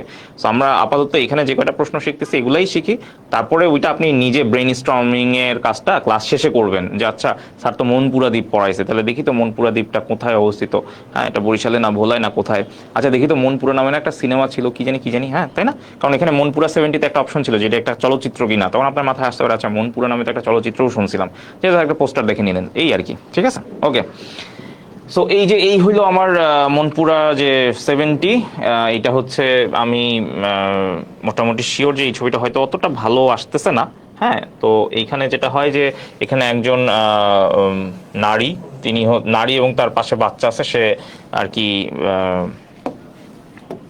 এখানে বেসিক্যালি একজন নারী এবং তার পাশে একজন মৃত বাচ্চা, আর এখানে একটা হতাশাগ্রস্ত যুবক যে সমুদ্রের পাড়ে বসে আছে, হ্যাঁ এরকম একটা ছবি শিল্পাচার্য জয়নুল আবেদিন করেছেন। তো ভাইবাতে অনেক সময় জিজ্ঞেস করতে পারে যে মনপুরা 70 এটা কার চিত্রশিল্প, আপনি ধুমধাম মুখস্থ বলে দিলেন, এরপরে খায় যাবেন ভেজাল, যে আপনাকে বলবে যে মনপুরা 70 এটা কি আপনি কখনো দেখছেন, আপনি বলবেন না দেখি নাই, এত মানে নাম করা একটা আপনি দেখবেন না। আর আপনি যদি বলে থাকেন যে হ্যাঁ আমি দেখছি, তখন আবার পাল্টা আপনাকে প্রশ্ন করবে আটকানোর জন্য, যে আচ্ছা বলেন কি আছে ওখানে। সো আইডিয়া রাখেন আর কি, ঠিক আছে, কমন সেন্স। আচ্ছা, এরপরে দেখেন, যেহেতু আমরা ভাস্কর্য নিয়ে বা চিত্রশিল্প নিয়ে কথা বলতেছি, তো এরকম একটা প্রশ্ন 17তম বিসিএস এ আসছিল, যদিও এইটা প্রশ্নটা অনেক আগের, অবসলিট হয়ে গেছে, স্টিল আমরা একটু জাস্ট মাথায় রাখি, এখানে খুব বেশি কথা বলবো না, যেহেতু অনেক আগের, এত আগের প্রশ্ন আমরা নিজেরাও আসলে, যেহেতু এখন বিসিএস এর প্যাটার্ন চেঞ্জ হয়েছে, আমরা নর্মালি 35-34 বিসিএস থেকে এই গত মানে 46 পর্যন্ত এই প্রশ্নের প্যাটার্নটাই ফলো করতে বলি। স্টিল আমি জাস্ট এটা একটু বলে দিচ্ছি আর কি, মানে এখানে ডিটেলস কোনো আলোচনা দরকার নাই, আপনি ওই যে 10ম বিসিএস থেকে প্রশ্ন পড়ারও দরকার নেই, আপনি যেহেতু এখন বিসিএস এর কোশ্চেন প্যাটার্ন অনেক চেঞ্জ হয়েছে, আপনি মোটামুটি আইডিয়া রাখতে পারেন 35 থেকে পড়লেই হবে, ঠিক আছে। তারপর আমরা এটা একটু জেনে রাখি যে স্টেপস নামে একটা ভাস্কর্য ছিল, যেটা 1988 সালে দক্ষিণ কোরিয়ার রাজধানী সিউল, হ্যাঁ 1988 সালে দক্ষিণ কোরিয়ার রাজধানী সিউলে তখন যে অলিম্পিক যে গেমস অনুষ্ঠিত হয় সেই অলিম্পিকের পার্কে স্থান পায় এই স্টেপস নামে একটা ভাস্কর্য, ঠিক আছে। এবং এই স্টেপস ভাস্কর্য যিনি আসলে এটার ওনার বা যিনি আসলে ভাস্কর, তিনি কে ছিলেন? এখানে অপশনগুলো আছে নভেরা আহমেদ, হামিদুজ্জামান খান, আবদুল্লাহ খালেদ, সুলতানুল ইসলাম। আচ্ছা, এটাও দেখি সবাই আপনারা পারছেন, আয় হায় অস্থির। রিয়া ঘোষ, হাসান শিকদার সবাই বলছেন হামিদুজ্জামান খান। আমি আপনাদের সাথে একমত পোষণ করতেছি, আপনারা সঠিক উত্তর দিয়েছেন। আচ্ছা ওকে, অনেকেই অ্যান্সার করছেন, ভেরি গুড। আরে হাফিজ জোস, সে আবার একদম ইনফরমেশন দিয়ে দিছে। ওকে ঠিক আছে, থ্যাংক ইউ। নেক্সট প্রশ্নে যাই। বলেন, এই ছবিটা দেখলে আপনার কি মনে পড়ে? অনেকগুলা মানুষ এখানে বাঁচার জন্য আকুতি করতেছে ছোট্ট একটা নৌকায়, তাই না? এই যে এইদিকে যদি আপনি দেখেন, এই জায়গাটা যদি দেখেন যে অনেকগুলা মানুষ একটা নৌকায় তারা কি করতেছে, মানে বুঝাই যাচ্ছে যে তারা আসলে বাঁচাও বাঁচাও এরকম একটা কিছু করতেছে। হ্যাঁ, আবার বাংলা ছবি মনে করেন না, ওই যে বাঁচবো না মরে যাবো টাইপ। হ্যাঁ, নায়ক বলে নায়িকার উদ্দেশ্যে বাঁচবো না মরে যাবো, এটা আসলেই একদম মানে মরণ মরণ অবস্থায় আছে, ডুবে ডুবে যাচ্ছে এরকম একটা কিছু। আর এখানে কোনো একটা জিনিস অর্ধেক নিমজ্জিত। হ্যাঁ আচ্ছা, আরে সবাই দেখি ছবি টবি দেখে, পড়াশোনা করে এত ছবি দেখার টাইম পান কিভাবে? ধ্রুব বলছে, মামুন বলছে, জোস। টাইটানিক, হ্যাঁ টাইটানিক, ভেরি গুড। কিন্তু মামুন লিখে ফেলছেন টাটিনিক, এটা টাটিনিক না, টাইটানিক। হ্যাঁ টাইটানিক। তো এই যে টাইটানিক যে আছে, আজকে না ঠিক গত সপ্তাহে একটা প্রশ্ন আসছিল যে বাংলাদেশ স্থলবন্দর কর্তৃপক্ষে, সেইখানে প্রশ্নটা ছিল এরকম, দেখেন যে টাইটানিক মুক্তি পায় কত সালে, ঠিক আছে। তো এই যে টাইটানিক মুক্তি পায় কত সালে, এখানে দেখেন আমি যেহেতু একটা মুভি আমরা মোটামুটি দেখি নাই, এই মুভিটা এরকম কেউ নাই, আমরা এখানে একটা মুভির পোস্টার রাখছি জাস্ট আপনাকে আর কি রিমাইন্ডার দেওয়ার জন্য। এবং আমরা জানি যে এটার আসলে এই মুভিটা সবারই একদম হৃদয়ে ছুঁয়ে যায়, কারণ এটার খুবই একটা বিয়োগান্তক পরিণতি থাকে মুভিটা শেষে। যাই হোক, তো এটা বলেন তো কত সালে মুক্তি পায়? 1991, 1993, 1995 এবং 1997। আরে জোস, ইমন শাহ বলছে 1997, অস্থির। হ্যাঁ, এটার মুক্তি পায় হচ্ছে 1997 সালে, ঠিক আছে, মনে থাকবে 1997 সালে এই টাইটানিক মুভিটা মুক্তি পায়, ঠিক আছে। হঠাৎ করে এই প্রশ্নটা আসছে জাস্ট গত সপ্তাহে স্থলবন্দর কর্তৃপক্ষের একটা পরীক্ষা ছিল, সেইখানে এই প্রশ্নটা আসছে, ঠিক আছে। ওকে আচ্ছা ঠিক আছে, তাহলে আমরা নেক্সট প্রশ্নে চলে যাই, চলেন। এই যে আজকের প্রশ্ন, এটা আজকে একটা পরীক্ষা হয়েছে, যেটা যেমনটা বলতেছিলাম যে আয়কর গোয়েন্দা তদন্ত ইউনিট, সেইখানে এই প্রশ্নটা আসছে যে ব্রিটিশ পার্লামেন্ট ভবনের চূড়ায় রক্ষিত ঘড়ির নাম কি? এই যে এইখানে যে আপনি একটা টাওয়ার দেখতেছেন, এটা একটা বিশাল টাওয়ার, এই বিশাল টাওয়ারে যে ঘড়িটা আছে এটাকে এই টাওয়ারটাকে বলা হয় হচ্ছে এলিজাবেথ টাওয়ার। নাম কি বলেন তো? এলিজাবেথ টাওয়ার, ঠিক আছে। এবং এটার আরো একটা নাম আছে, ওই নামটা আমি ইচ্ছা করে বলতেছি না, কারণ ওই নামটা বললে আপনি বুঝে যাবেন, বাট অ্যান্সার অলরেডি চলে আসতেছে। এই এলিজাবেথ টাওয়ারের আরেকটা নাম আছে, সেইটা হচ্ছে বিগ বেন টাওয়ার, ঠিক আছে, বিগ বেন টাওয়ার। এবং এই যে এইখানে আমরা যে ছবিটা দেখতে পাচ্ছি, হ্যাঁ এইখানে আমরা যে ছবিটা আসলে দেখতে পাচ্ছি, এইটাই হচ্ছে কি বিগ বেন টাওয়ার। এবং এই বিগ বেন টাওয়ারে যে ঘড়িটা আছে এটাকে আমরা বলি হচ্ছে বিগ বেন। সুতরাং আপনাকে যদি প্রশ্ন করে, অর্থাৎ যে প্রশ্নটা করছে এটার অ্যান্সার কি হবে, এটার অ্যান্সার হচ্ছে বিগ বেন। ওকে আচ্ছা, ওই যে দেখো এখন আবার কারা টাইটানিক দেখেন না এই কমেন্টে চলে আসছে, হ্যাঁ এগুলি করা যাবে না। ওকে, আমরা নেক্সট প্রশ্নে যাই। হ্যাঁ নেক্সট প্রশ্নে যাই, 11। হ্যাঁ, টাইটানিক দেখেন নাই, এটা নিয়ে মন খারাপ করার কিছু নাই। আপনি মানে বুকে বল রাখেন যে আপনি বিগ বেন দেখতে যাবেন, হ্যাঁ লন্ডনে যাবেন। এটা লন্ডন বা মানে যুক্তরাজ্যের একটা ভয়ঙ্কর একটা ল্যান্ডমার্ক, তো এরকম একটা দর্শনীয় স্থান আপনি দেখতে যাবেন, তো টাইটানিক দেখে কি করবেন? হ্যাঁ, এইটা দেখার প্ল্যান করেন যেন মানে আপনি সরকারি চাকরি পান, এবং এরপরে ওই যে 3 বছর চাকরি করবেন, 3 বছর চাকরি করার পরে আপনি 15 দিনের একটা শ্রান্তি বিনোদন পাবেন। সেই শ্রান্তি বিনোদনের যে ছুটি টানা 15 দিন, তখন আপনি দেশ বিদেশ ঘুরে বেড়াবেন। হ্যাঁ, ওই টার্গেট করেন, ইনশাল্লাহ ভালো কিছু হবে। আচ্ছা যাই, নেক্সট প্রশ্নে যাই। আপনাকে প্রশ্ন করছে বাংলাদেশ স্থল বন্দর কর্তৃপক্ষে আরেকটা প্রশ্ন আসছিল, মালদ্বীপের পার্লামেন্টের নাম কি? ঝটপট বলেন। মৌ চৌধুরী, মামুন, সবুজ, আসিফ, জুয়েল, ওকে, লিজা, সবাই অ্যান্সার করছে। Big Ben, very good. এবার এটা অ্যান্সার করি তো, মালদ্বীপের পার্লামেন্টের নাম কি? ঝটপট বলেন, মালদ্বীপের পার্লামেন্টের নাম কি? দেখি এটা কে পারে। মালদ্বীপের পার্লামেন্টের নাম কি? আমরা গত ক্লাসে শিখছিলাম জাপানের পার্লামেন্টের নাম, মনে আছে? আমরা তখন বলছিলাম যে ডায়েট, মনে আছে? আমরা বলছিলাম ডায়েট। এটা গত ক্লাসে শিখছিলাম যে এটা হচ্ছে জাপানের পার্লামেন্টের নাম, এবং আমরা এটা কেন শিখছিলাম, কারণ কোনো একটা পরীক্ষা এটা আসছিল যে জাপানের পার্লামেন্টের নাম কি, ঠিক আছে? তো সেখানে আমরা দেখছিলাম যে ডায়েট মানে হচ্ছে কি জাপান, জাপানের পার্লামেন্টের নাম। এখন আপনাকে যেটা করতে হবে সেটা হচ্ছে মালদ্বীপের পার্লামেন্টের নাম কি সেটা বলতে হবে, ঠিক আছে?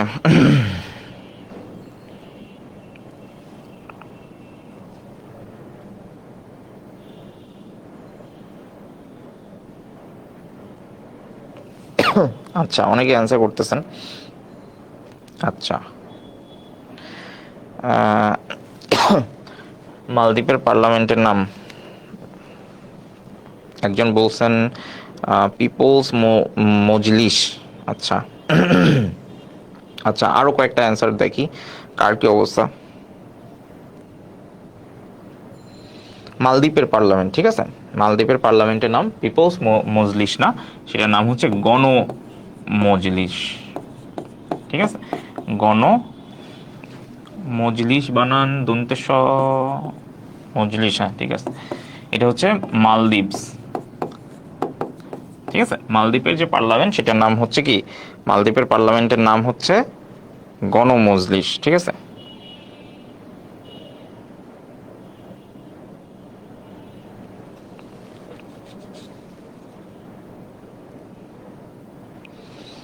আচ্ছা, অনেকেই অ্যান্সার করছেন।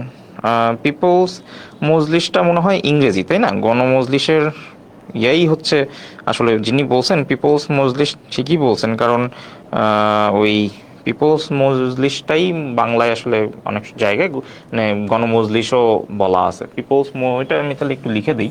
হুম,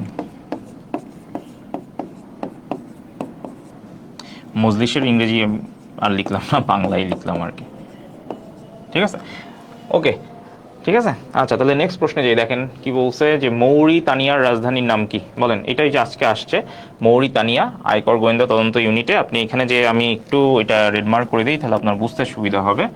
সেটা হইল যে আমরা এইখানে আপাতত আমি যে বর্ডারটা আঁকবো সেই বর্ডারটা হচ্ছে আফ্রিকা মহাদেশের হবে, ঠিক আছে? আমি যে আঁকা শুরু করলাম, হুম, এই যে আমি যে বাউন্ডারিটা আঁকতেছি, এই বাউন্ডারিটা কার বলেন তো?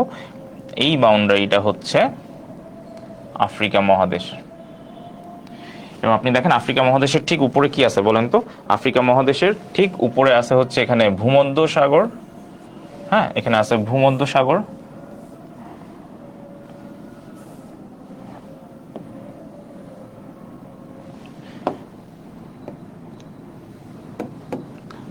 এই যে পুরা রেড মার্কে আমি যে জোনটা আঁকছি সেইটার একদম উপরে আছে হচ্ছে এখানে ভূমধ্য সাগর, ঠিক আছে? কি আছে বলেন তো? ভূমধ্য সাগর। এই যে জায়গাটা, এই জায়গাটা কি আছে? এখানে আছে ভূমধ্য সাগর, এবং এইখানে আছে হচ্ছে অ্যারাবিয়ান সি, আরব সাগর। আর নিচের দিকে আছে হচ্ছে আমার ভারত মহাসাগর, আর এইদিকে আছে কি দক্ষিণ আটলান্টিক মহাসাগর, আর এইদিকে আছে নর্থ আটলান্টিক ওশান, ঠিক আছে? ওকে, আচ্ছা। আর আমরা গত ক্লাসে একটা কথা বলছিলাম যে পানির কালারের উপর ডিপেন্ড করে বেশ কিছু সাগরের নাম করা হয়েছে। যেমন আমরা গত ক্লাসে শিখছিলাম যে ইয়েলো সি বা পিত সাগর, ঠিক আছে? তো এইখানে দেখেন একটা সাগর আছে, এই যে এখানে লেখা আছে একদম সীমান্ত, আফ্রিকা মহাদেশের একদম সীমান্তে, সেটা হচ্ছে কি আফ্রিকা মহাদেশ। আর এখানে আছে মিডল ইস্ট, এই দুইটা ঠিক মাঝ দিয়ে গেছে হচ্ছে রেড সি, অর্থাৎ লোহিত সাগর, যার পানির কালার অনেকটা লালচে লালচে ভাব, ঠিক আছে?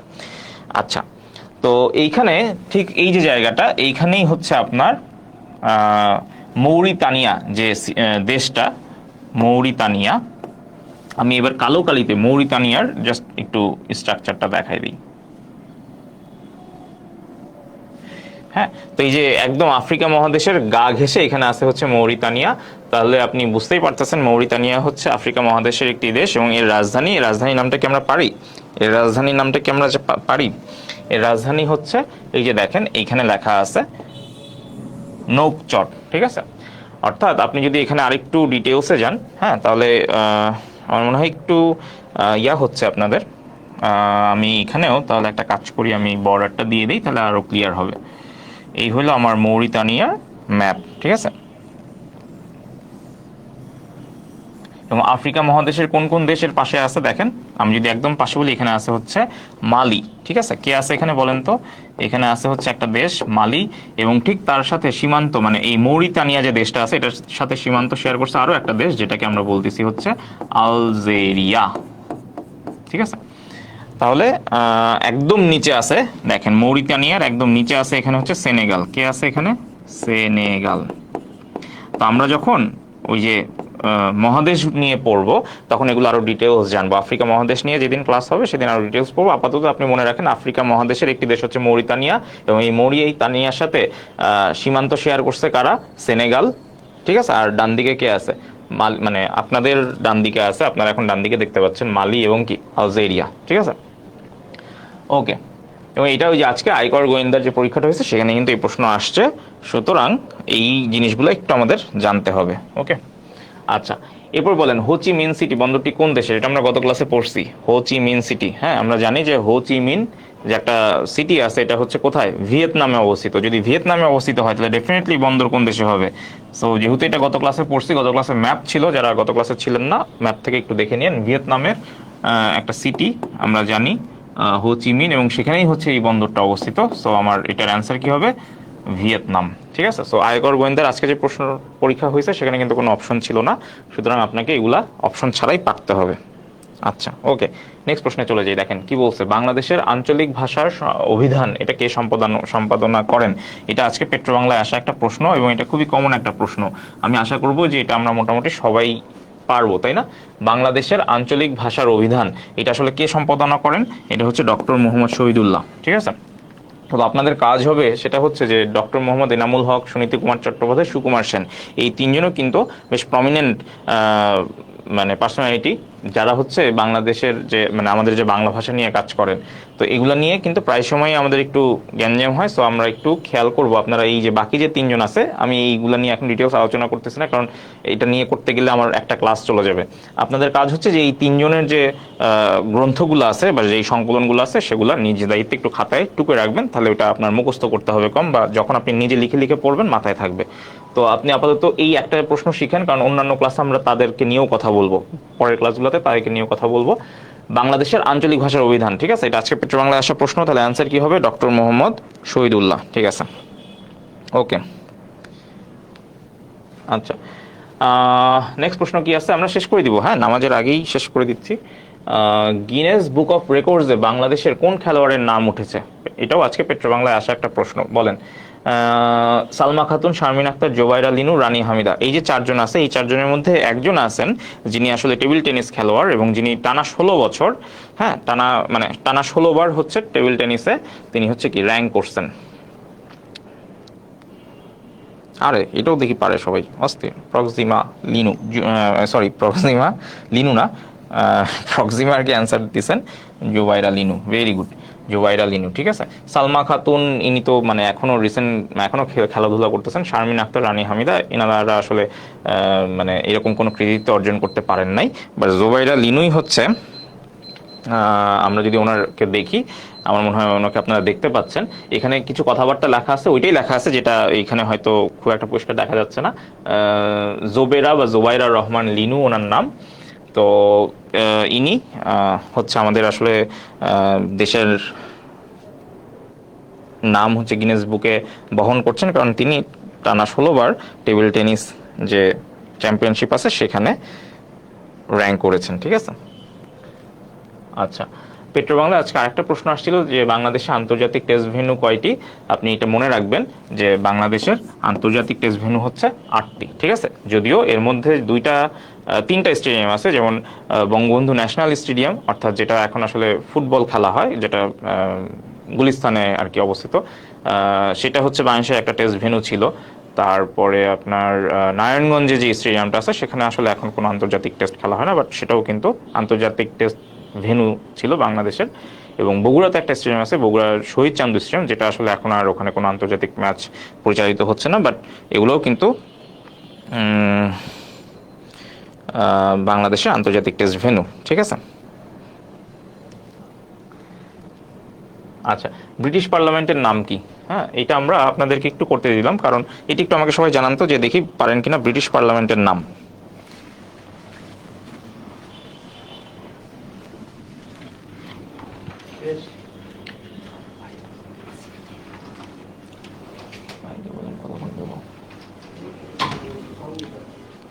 ব্রিটিশ পার্লামেন্টের নাম কি বলেন ঝটপট, ব্রিটিশ পার্লামেন্টের নাম ঝটপট। কই লোকজন, কই কেউ নাই নাকি? সিনেট, প্রক্সিমিয়া বলছে সিনেট। আচ্ছা, সবাই একটু বলেন তো ব্রিটিশ পার্লামেন্টের নাম কি, ব্রিটিশ পার্লামেন্টের নাম কি ঝটপট বলেন। Whitehall. Thank you Masud Rana, thank you. আপনি অনেক সুন্দর, এই জন্য আপনি বলছেন অনেক সুন্দর class, thank you Masud Rana. তো আপনারা যেটা করবেন সেটা হচ্ছে যে মানে এখনও আর কি অনেকেই আমার এই ক্লাসগুলা মানে খুঁজে, হ্যাঁ অনেকেই দেখা যাচ্ছে আমাদের পেজে মেসেজ দেয়, ম্যাক্সিমাম মানুষ মেসেজ দেয় কোর্সের ব্যাপারে, আবার অনেকে বলে যে ক্লাসগুলো পাচ্ছি না, ক্লাসগুলো পেজেই পাবেন। আর যারা এই যে আমাদের যারা রেগুলার ক্লাসগুলো করেন তারা চেষ্টা করবেন কি, যে যারা ক্লাস করতে চায়, যারা হচ্ছে ক্লাস করতে চায় বা যারা এরকম চাকরি প্রার্থী আছেন তাদেরকে একটু রেফার করবেন, তাহলে তারা হচ্ছে ক্লাসগুলো একটু করতে পারে। আর পুরনো যারা ছিলেন, যারা হয়তো এখন ক্লাসগুলি ওই যে আগে যেটা আমি বলতেছিলাম যে রেমালের ঠিক মানে পর থেকে ওই কয়েকদিন হচ্ছে এই ঝামেলাটা হয়েছিল, আশা করি এখন মোটামুটি, যদিও আমরা জানি যে সিলেটের যে সুরমা কুশিয়ারা নদীর পানি এখন অস্বাভাবিক হাইটে আছে আর কি, এখনও ওইদিকে অবস্থা খুব খারাপ। তো পরিস্থিতি একটু স্বাভাবিক হতে হয়তো সময় লাগবে, বাট আপনারা চেষ্টা করব যে আপনারা সবাই একটু চেষ্টা করবেন যে আমাদের যারা পুরনো লোকজন আছে তাদেরকে একটু ইয়া করতে, রিমাইন্ডার দিতে, আর যারা নতুন আছে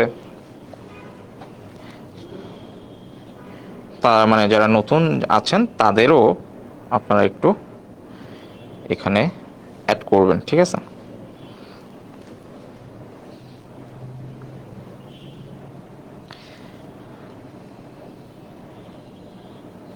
আচ্ছা,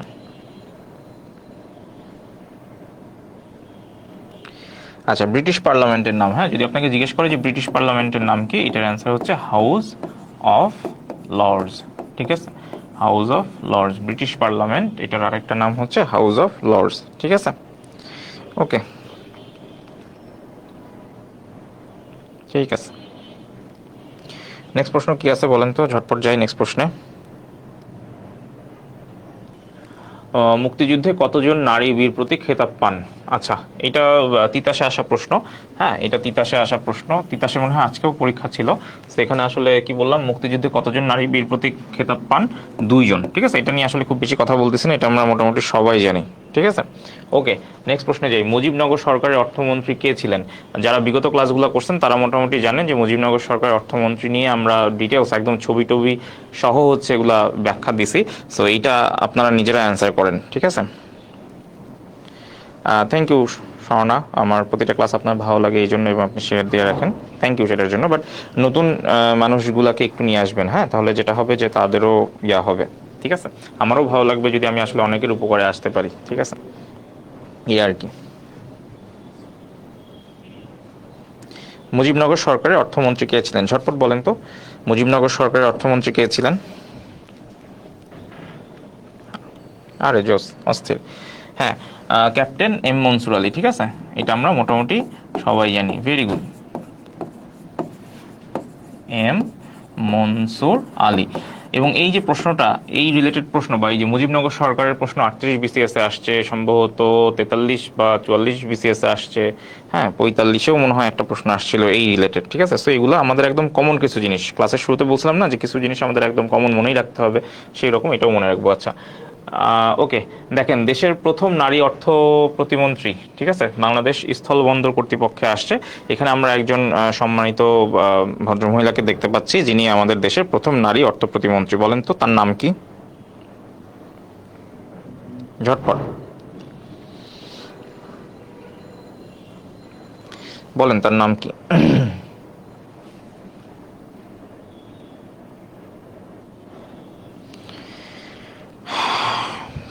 দেশের প্রথম নারী অর্থ প্রতিমন্ত্রী, ঠিক আছে।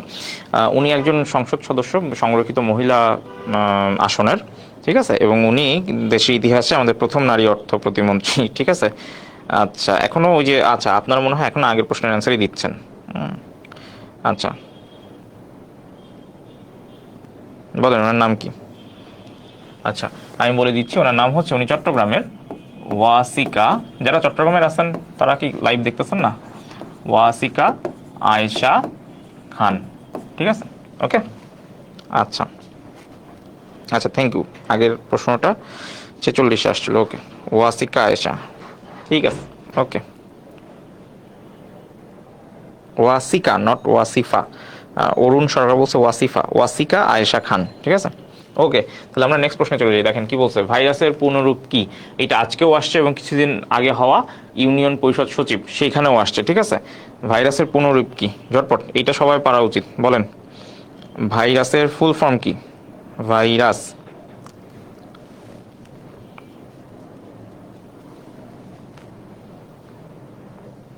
কি হবে বলেন? ভাইরাস ফুল ফর্ম, ভাইরাসের ফুল ফর্ম আমরা জানি, ভাইটাল ইনফরমেশন রিসোর্সেস আন্ডার সিজ, রিসোর্সেস আন্ডার সিজ। হ্যাঁ এটার মানে কি? এটার মানে হচ্ছে ভাইরাস। আমরা বলি না যে ভাইরাস অ্যাটাক করছে, হ্যাঁ তো ভাইরাস অ্যাটাক করে যে আমাদের যে মানে অনেক সময় পেন ড্রাইভ আপনি পিসিতে লাগাইছেন, মানে ভাইরাস এর কারণে পেন ড্রাইভের কোনো ডাটাই আর আপনি দেখতে পান না। এটার কারণ কি? এটার কারণ হচ্ছে যে এই ভাইরাস মানেই হচ্ছে, ভাইরাসের ফুল ফর্মের মধ্যে ইনফরমেশনটা আছে, তো কথাটা আছে vital information resources under siege, ঠিক আছে। Vital information resources under siege, siege বানানটা একটু ভুল হয়ে গেছে, বাকি সব ঠিক ছিল। Thank you Aranya, Proxima, thank you, very good okay. এই আবার এগুলা গুগলে আপনি সার্চ দিয়ে কিন্তু কপি পেস্ট মারেন না, ঠিক আছে। হ্যাঁ ভাইটাল ইনফরমেশন রিসোর্সেস আন্ডার সিজ, আয় হায় সবাই পারতেছে, জোস। হাবিল, দীপু, ইমন, অস্থির অস্থির। আচ্ছা এরপর দেখেন বারডেমের পূর্ণরূপ কি? আচ্ছা এইটা আপনাদের জন্য হোমওয়ার্ক, এখানে তো আর শেখানোর কিছু নাই, সো এটা আপনাদের জন্য হোমওয়ার্ক, এটা নিজেরা দেখে নেবেন। বারডেমের ফুল ফর্ম খাতায় নোট করে রাখেন, ক্লাস শেষে দেখে নেবেন, ঠিক আছে। আচ্ছা একজন সংসদ সদস্য স্পিকারের অনুমতি ছাড়া কতদিন সংসদের বাইরে থাকতে পারে? এটা আয়কর গোয়েন্দার আজকের প্রশ্ন, কোনো অপশন ছিল না, বাট আমি জাস্ট ইচ্ছা করে অপশন দিছি, ঠিক আছে। 30, 45, 60, 90, হ্যাঁ ঠিক আছে। 30, 45, 60, 90 আয়কর গোয়েন্দা তদন্ত ইউনিটে এই প্রশ্নটা আসছে যে একজন সংসদ সদস্য স্পিকারের অনুমতি ছাড়া কতদিন সংসদের বাইরে থাকতে পারে? সর্বোচ্চ 90 দিন, ঠিক আছে। এরপরেও যদি তিনি না আসেন সেক্ষেত্রে তার সদস্যপদ বাতিল হতে পারে। 30, 45, 60, 90, ঠিক আছে। অ্যান্সার কোনটা হবে? অ্যান্সার হচ্ছে সর্বোচ্চ 90 দিন। হ্যাঁ জোস, অস্থির, Alamin, Arun Sarkar, very good, thank you okay. Next প্রশ্নে চলে যাই আমরা। বাংলাদেশের সংবিধানের কত অনুচ্ছেদে অর্থবিল সম্পর্কিত বিধান আছে? ঠিক আছে, এটাও আজকের প্রশ্ন, অর্থবিল সম্পর্কিত বিধান। এবং আমরা ওই যে যেমনটা বলছি যে আমাদের কিছু সংবিধানের কিছু অনুচ্ছেদ আমাদের একদম মুখস্থ থাকে, যেমন 27-এ কি বলা আছে? আইনের অধিকারের সমতা, ঠিক আছে। আবার 3 নম্বর অনুচ্ছেদে কি বলা হয়েছে? যে বাংলা, আমাদের রাষ্ট্রভাষা কি হবে? বাংলা, ঠিক আছে। আবার 136 নম্বর অনুচ্ছেদ, 137 নম্বর অনুচ্ছেদ, যে বুঝতেছেন তো কোনগুলোর কথা বলতেছে? কিছু মানে কমন কিছু অনুচ্ছেদ আছে না যেগুলো আসলে আমরা সবসময় মনে রাখি। হ্যাঁ তো একইভাবে এই অর্থ বিল, এই অর্থ বিলটাও আমরা জানি, এটা খুবই কমন একটা প্রশ্ন। এটা যে আসলে কতবার আসছে, শুধু আজকে আসছে বলে না, অর্থ বিলটাও আপনারা এইভাবে মনে রাখবেন, ঠিক আছে। আমরা যখন সংবিধানের ক্লাস করব, সংবিধানের মোটামুটি আমরা একটা ফুল সেট আপ ক্লাস নেব, 4-5টা ক্লাস নিয়ে ফুল সংশোধন আস্তে আস্তে আস্তে আস্তে করে আমরা খুব ভালোভাবে শিখে যাব, তখন হচ্ছে এগুলা ডিটেলস ধরে ধরে পড়াবো। বাট কমন যেগুলো আছে, যেমনটা আমি বললাম যে 27, 28,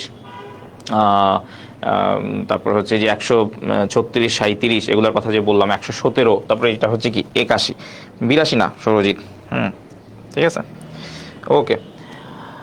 আচ্ছা কোয়াডের সদস্য রাষ্ট্র কারা? হ্যাঁ আমরা প্রায় শেষের দিকে চলে আসছি। কোয়াডের সদস্য রাষ্ট্র দেখেন, আমি এখানে ছবিতে দিয়ে দিছি। হ্যাঁ কোয়াডের সদস্য রাষ্ট্র আপনি বুঝতেই পারতেছেন, এখানে কার পতাকা দেখতে পাচ্ছেন? এই ভদ্রলোক তাহলে কোন দেশের? হ্যাঁ ব্রিটেনের। এখানে কে আছে? জো বাইডেন, মানে মার্কিন যুক্তরাষ্ট্র। এখানে আছে জাপান এবং এখানে আছে কে? ভারত। এবং যুক্তরাষ্ট্র কিছুদিন আগে তাদের একটা স্টেটমেন্ট দিয়েছে যে কোয়াডে তাদের আপাতত অন্য কোনো সদস্য যুক্ত করার কোনো প্ল্যান নাই। সুতরাং আমরা যদি বলে যে কোয়াডের সদস্য রাষ্ট্র কারা, তাহলে আপনি কি বলবেন? যুক্তরাজ্য, যুক্তরাষ্ট্র, জাপান এবং কি ভারত, ঠিক আছে।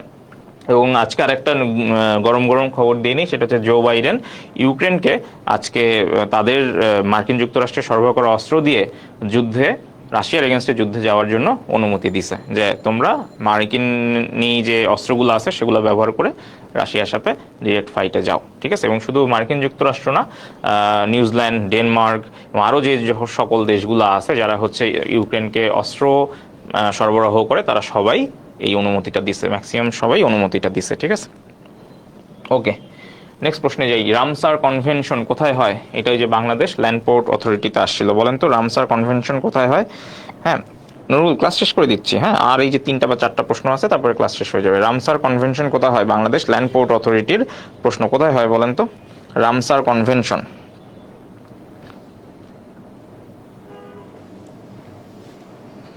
রামসার এই জায়গাটা কোথায় বলেন তো? রামসার কনভেনশন এটা কোথায় হয় বলেন?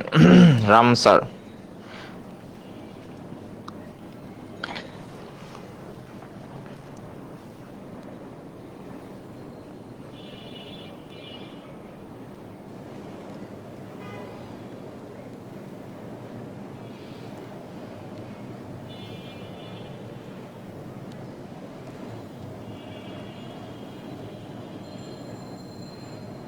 আচ্ছা, হ্যাঁ, ভেরি গুড তুলি, ভেরি গুড। রামসার কনভেনশন কোথায় হয়?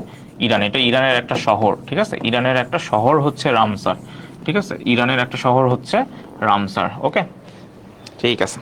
আচ্ছা, এবং আমরা ওই যে আপনারা যারা আমার গত 2টা ক্লাস করেছেন আর যারা করেন নাই, তারা হচ্ছে এই পেজ থেকে দেখে নেবেন। আমি ইরান নিয়ে কথাবার্তা বলতেছিলাম গত ক্লাসে। এবং মজার ব্যাপার হচ্ছে, আমি গত ক্লাসে বলছিলাম না যে প্রশ্ন এরকম আসতে পারে যে ইরানের এরকম একটা আসতে পারে যে ইরানের প্রেসিডেন্ট ইব্রাহিম রাইসি কত তারিখে এবং কোথায় নিহত হন। এই প্রশ্নটা কিন্তু আসছে, যে আইন বিচার সংসদ বিষয়ক মন্ত্রণালয়ের একটা পরীক্ষায় এই প্রশ্নটা আসছে। জাস্ট মনে হয় গত শুক্রবারে মনে হয় পরীক্ষাটা হয়েছে। সো আপনি মনে রাখবেন, ইরানের যে জোলফা প্রদেশ আছে, সেইখানে ভারজাকান যে এলাকাটা আছে, সেইখানে যে উজি যে গ্রামটা আছে, ঠিক আছে, ঠিক আছে, ভিলেজের নাম কি? উজি, ঠিক আছে। তাহলে জোলফা প্রদেশে ভারজাকান এলাকায় উজি ভিলেজে ইরানের প্রেসিডেন্ট ইব্রাহিম রাইসি তিনি নিহত হন, ঠিক আছে। মনে থাকবে? তো এই প্রশ্নটা কিন্তু আসছিল। এবং কবে নিহত হন, তারিখটা কবে? তারিখটা হচ্ছে 19শে মে 2024। এবং কোন হেলিকপ্টারটা বিধ্বস্ত হয়? বেল 212। এগুলো আমি খুব ডিটেলসে গত 2টা ক্লাসে পড়াইছিলাম, বা মানে কয়েকটা সপ্তাহ, মানে গত 1-2 সপ্তাহ ধরে এগুলো পড়াচ্ছি, ঠিক আছে। তো এরপরেই আমি দেখলাম যে পরীক্ষায় একদম রিসেন্ট চলে আসছে, ঠিক আছে। ওকে, G20 এর নয়াদিল্লি সম্মেলনে কোন জোটকে স্থায়ী সদস্য করা হয়েছে? আচ্ছা, এই যে G20, এটা আমার প্রিভিয়াস ক্লাসে খুব সুন্দর করে আমি বলছিলাম যে G20 এটা গত বছর নয়াদিল্লিতে হয় এবং এর পরের নেক্সট মিটিংটা হবে সাউথ আফ্রিকায়। এগুলো খুব ডিটেলস আমি, মানে ম্যাপ ছিল, ছবি ছিল, যেগুলো আপনি ভিজুয়ালাইজ করলে খুব ইজিলি মনে থাকে, মুখস্থ করতে হয় না। এবং সেখানে আমি বলছিলাম যে G20-তে আসলে 2টা ইউনিয়ন হয়েছে। আগে এতদিন ছিল হচ্ছে ইউরোপিয়ান ইউনিয়ন, এবং একদম লেটেস্ট এই প্রশ্নটা যেটা বলছে, লেটেস্ট কাকে অ্যাড করা হয়েছে? একদম লেটেস্ট অ্যাড করা হয়েছে হচ্ছে আফ্রিকান ইউনিয়নকে, ঠিক আছে। এবং বাংলাদেশ সর্বপ্রথম G20-র কোন সম্মেলনে অ্যাটেন্ড করছে? এই যে নয়াদিল্লি সম্মেলনে ভারত তাদেরকে অতিথি হিসেবে আমন্ত্রণ জানাইছে, ঠিক আছে। মনে থাকবে? ওকে, অস্থির। তো এই আমার বিগত ক্লাসগুলো দেখে নেবেন, যেখানে G20-র যে 20টা সদস্য রাষ্ট্র, তাদেরকে কিভাবে খুব সহজে মনে রাখা যায় আমি আপনাদেরকে দেখাইছিলাম, হাতে লিখে লিখে এবং ছবি দেখায়, এবং কাদেরকে নতুন অ্যাড করা হচ্ছে সেগুলোও আমি দেখাইছিলাম। এবং যে ক্লাসে এটা দেখাইছে ওই ক্লাসটা একটু কষ্ট করে খুঁজে নিন, ওই ক্লাসের নাম্বারটা আমার এক্সাক্ট মনে নাই। তো আমার সব ক্লাসগুলোই তো আপনাকে করতে হবে, এটা আপনারই লাভ হবে। তো G20-র যে ক্লাসটা ছিল সেখানে আরও বেশ কিছু এরকম জোট নিয়ে আমি সেদিন পড়াইছিলাম আপনাদের, ঠিক আছে। Okay, thank you Zakir, thank you. অসাধারণ টেকনিক কেনা যায় না, বাট চেষ্টা করতেছি আর কি। Thank you. প্রথম বিশ্বযুদ্ধে মিত্র শক্তির অন্তর্ভুক্ত ছিল না কোন দেশ? আচ্ছা, এইটার অপশন ছিল, বাট আমি এখানে অপশন দেই নেই। হ্যাঁ, তো আপনারা এইখানে যেহেতু আমি অপশন দেই নেই, এইখানে আপনার কাজ হবে, এটা আমি হোমওয়ার্ক দিয়ে দিতেছি। হ্যাঁ, হোমওয়ার্ক দিয়ে দিচ্ছি। আপনার কাজ হবে কি, প্রথম বিশ্বযুদ্ধে মিত্র শক্তি কারা ছিল সেটা আপনি শিখবেন, তাইলেই হবে, ঠিক আছে। মিত্রশক্তি কারা ছিল সেইটা আপনি নিজে একটু স্টাডি করবেন, তাহলেই বুঝে যাবেন। এই মিত্রশক্তিগুলো জানা থাকলে আপনি মোটামুটি পারবেন। Thank you. থ্যাংক ইউ, এটা আর আগাচ্ছি না, ঠিক আছে। ওকে, কোন সভ্যতায় পরিমাপ পদ্ধতির উদ্ভাবন করা হয়? এটা আমরা গত ক্লাসে শিখছিলাম। গত ক্লাসে আমরা বলছি যে সিন্ধু যে সভ্যতাটা আছে, সেই সিন্ধু সভ্যতায় কি হয়, পরিমাপ পদ্ধতির উদ্ভাবন করা হয়। গত ক্লাসে একটা রিলেভেন্ট প্রশ্ন ছিল, ওইটার সাথে এই প্রশ্নটা আমি আবার ওখানে অ্যাড করে দিয়েছিলাম। আর আজকে স্থল বন্দর কর্তৃপক্ষের যেহেতু প্রশ্ন সমাধান করতেছি, তো এই প্রশ্নটা আরেকবার রাখছি। গত ক্লাসের পড়াটাও রিভাইজ হয়ে গেল যে সিন্ধু সভ্যতায় পরিমাপ পদ্ধতির উদ্ভাবন করা হয়।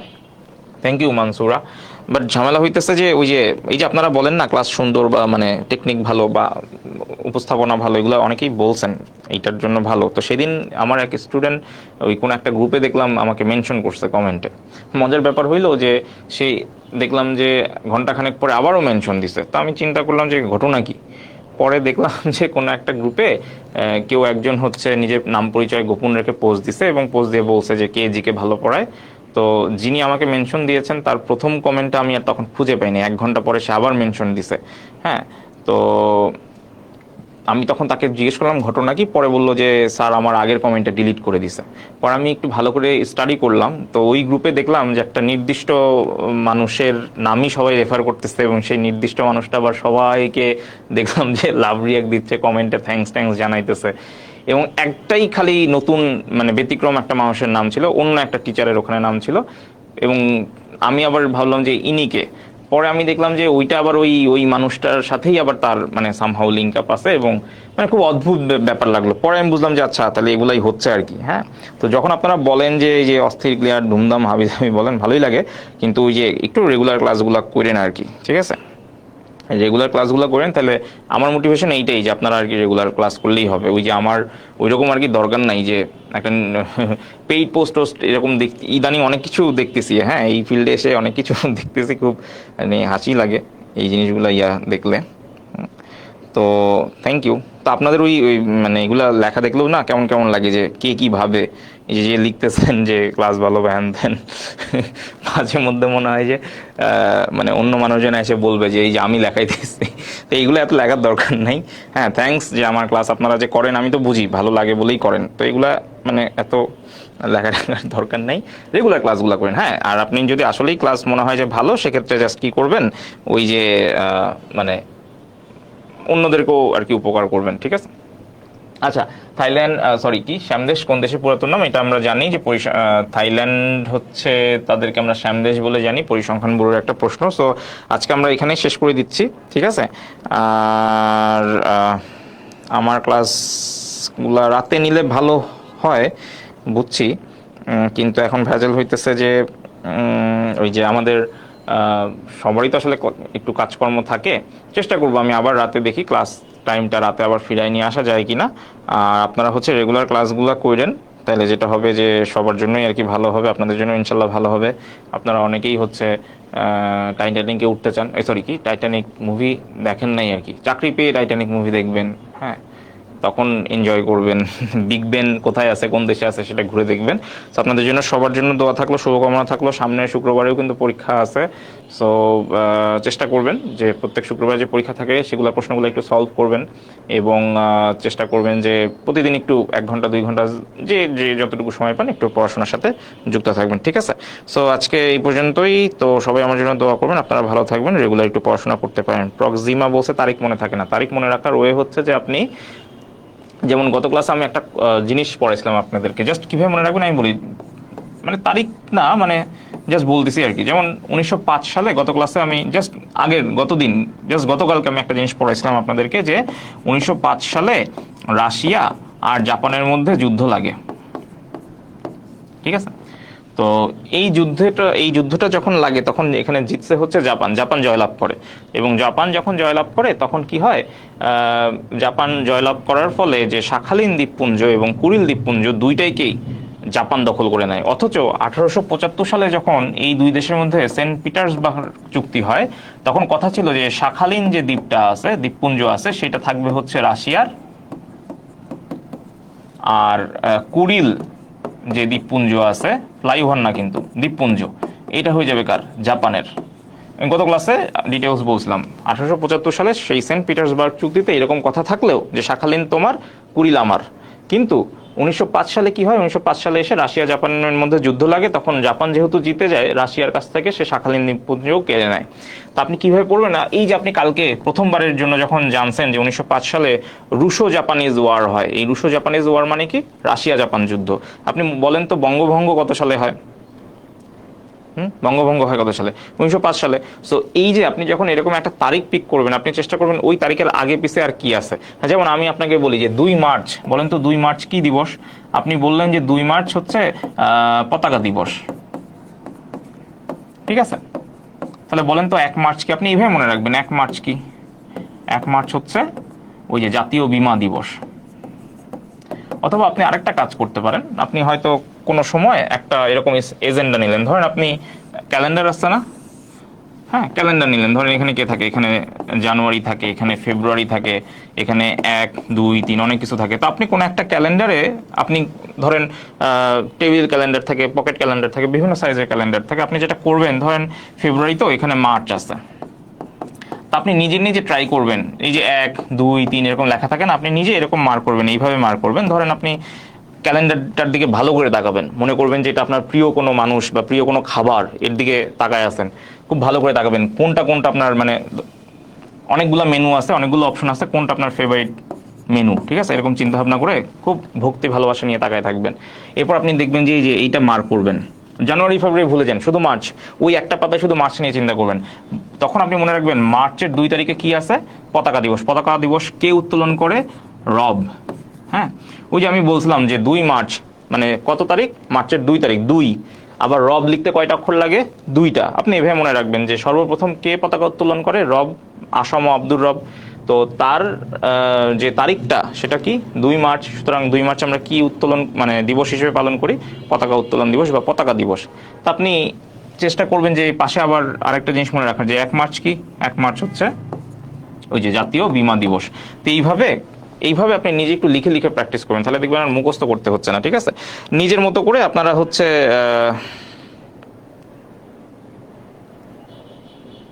নিজের মতো করে আসলে এইভাবে ইয়া করবেন, ওকে? এই আর কি, মানে নিজে টেকনিক বের করা অনেক ভালো, শিখায় দেওয়া টেকনিক আসলে খুব একটা বেশি ইয়া থাকে না। ওই যে কামরুন নাহার বলছে যেমন 4 তারিখ, আজকে আরেকটা থ্যাংক ইউ, সে আরেকটা তথ্য দিছে। আমরা দেখেন আজকে আরেকটা জিনিস শিখছি না, 4। তাহলে আপনি যখন একটা ক্লাস শিখে ফেলতেছেন, ধরেন আপনি এই যে আজকে 17 নম্বর ক্লাস, আজকে আমাদের কত নম্বর ক্লাস ছিল? 17 নম্বর ক্লাস। তো আপনার কাজ হবে কি জানেন?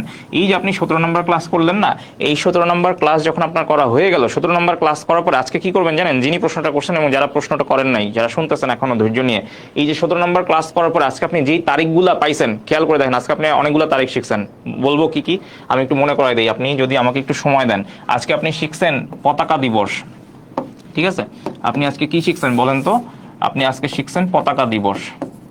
আপনি একটু আগে আরেকটা জিনিস শিখছেন, জাতীয় বীমা দিবস, ঠিক আছে? বীমা দিবস। আপনি একটু আগে আরেকটা জিনিস শিখছেন, সেইটা হচ্ছে কি? সেইটা হইল টাকা দিবস। আজকের ক্লাসের একটা প্রশ্ন ছিল যেটা পেট্রো বাংলায় আসছিল, সেখান থেকে আপনি আজকে জানছেন টাকা দিবসের একটা প্রশ্ন ছিল, বা টাকা দিবস রিলেটেড একটা প্রশ্ন ছিল, ঠিক আছে? এই তারিখগুলো আজকে জানছেন। আপনি আরও জানছেন মেট্রো রেল কবে উদ্বোধন করা হয়, সেই তারিখটাও আজকে আপনি জানছেন। মেট্রো রেল উদ্বোধনের তারিখ আপনি জানছেন। বঙ্গবন্ধু টানেল কবে উদ্বোধন করা হয়, সেই তারিখটাও আপনি জানছেন। তাহলে আপনি ব্যাপারটা হচ্ছে, আপনি যদি মনে করেন সব তারিখ একদিনে শিখতে চান, ঝামেলা। আপনি এক একটা ক্লাস করবেন, আপনার ক্লাস নোট হবেই এরকম যে জিকে 17 আমি কি কি জিনিস পাইছি, এই জিনিস পাইছি, আরও কিছু তারিখ ছিল, তাই না? যেমন আমি আজকে আরেকটা কথা বলছি, এটা অনেকে জানি, বাট অনেকের জন্য আজকে প্রথম হইতে পারে, নতুন হইতে পারে, সংবিধান দিবস, এইটাও আপনি আজকে জানছেন। তাহলে আপনার যে ওই যে বললাম না পকেট ক্যালেন্ডার আছে না, পকেট ক্যালেন্ডারটা এরকম ধরেন, ঠিক আছে? হ্যাঁ, তাহলে আপনার কি কি তারিখ আছে? আপনি ধরেন মার্চ, আজকের ক্লাসের পরে ওই ক্যালেন্ডারের কোনো একটা মানে ইয়াতে, কোনো একটা ক্যালেন্ডারের পাতায় আপনি জাস্ট ওই তারিখগুলো মার্ক করে রাখেন। ধরেন আপনি 1 মার্চ মার্ক করেন, 2 মার্চ মার্ক করেন, 4 মার্চ মার্ক করেন, ঠিক আছে? আবার ধরেন নভেম্বর, এখানে আছে নভেম্বর, তাহলে নভেম্বরে গিয়ে আপনি 4 নভেম্বর সংবিধান দিবস, ওইটা মার্ক করেন। আবার আপনি জানছেন যে মেট্রো রেল কবে চালু করা হয়? মেট্রো রেল আপনি জানেন যে ডিসেম্বরে চালু করা হয়েছে, তাহলে ডিসেম্বরের যে 28 তারিখ আছে, সেই 28 তারিখে আপনি মার্ক করেন, ঠিক আছে? আপনি জানেন যে অক্টোবর, আজকে আরেকটা তারিখ শিখছেন, অক্টোবরের 28 তারিখে কি হয়? 28 তারিখে হচ্ছে বঙ্গবন্ধু টানেল উদ্বোধন করা হয়। সুতরাং মানে আপনি যদি এইভাবে একটা ক্যালেন্ডারে জাস্ট যতটুকু জানছেন ওইগুলাই মার্ক করে রাখেন, এটা কাইন্ড অফ মানচিত্রের মতো। আপনি মানচিত্র যত তাকাবেন, মানচিত্রের উপরে যত কলম ঘুরাবেন, একটা সময় দেখবেন নিজেই বুঝে যাইতেছেন যে ইন্দোনেশিয়ার উপরে আছে হচ্ছে থাইল্যান্ডের ঠিক পাশে আসতে হচ্ছে 3টা ফ্রেঞ্চ ইন্দো চায়না কান্ট্রি, অর্থাৎ লাওস, কম্বোডিয়া, ভিয়েতনামের ঠিক উপরে আছে হচ্ছে চীনের ঠিক ডানে আছে তাইওয়ান থেকে আরেকটু ডানে গেলে হচ্ছে ফিলিপাইন থেকে আরেকটু উপরে গেলে হচ্ছে জাপান থেকে আরেকটু বামে গেলে রাশিয়া হয়ে যাবে। ঠিক আছে, আমি কিন্তু মুখস্থ কোনো কিছু বলতেছি না, আমি চোখ বন্ধ করে না চোখের সামনে ওই ম্যাপটা নিয়ে আসছি। So visualization is very very important. হ্যাঁ, এটা আপনাকে মুখস্থবিদ্যা থেকে অনেক দূরে রাখবে। ওকে, ঠিক আছে, তাহলে এখন আমাদের কাজ হইতেছে এই আর কি। হ্যাঁ, ওই যে রুহুল আমিন আরেকটা তথ্য দিছে আমাদেরকে, 8 মার্চ, হ্যাঁ, নারী দিবস। রুহুল আমিন বলছে, তাহলে 8 মার্চ আরেকটা ডেট দেন। ঠিক আছে, নারী বান্ধব রুহুল আমিন সে বিশ্ব নারী দিবসের কথা বলছে, এই আর কি।